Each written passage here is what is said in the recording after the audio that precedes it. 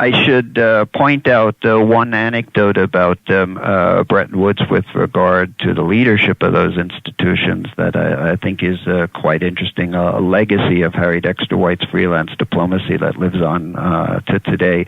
Why does an American run the World Bank today and a European run the IMF when it was clear that the IMF was a much more important institution to the United States?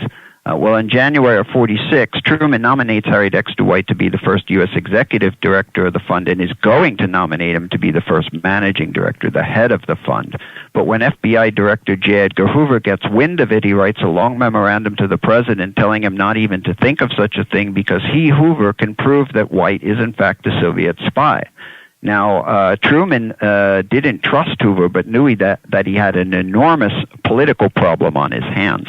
And though his Secretary of State and Treasury Secretary wanted White out of government entirely, Truman didn't want to draw attention to this. He argued that he could quarantine White as the U.S. executive director. He just wouldn't nominate him to be the managing director.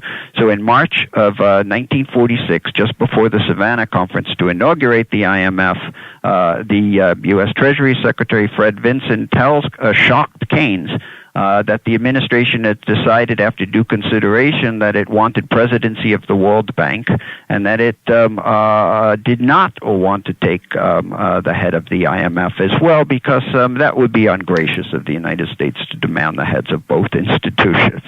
So the only reason why a European still continues to head the IMF to this day is because of President Truman's efforts to cover up the growing White spy scandal.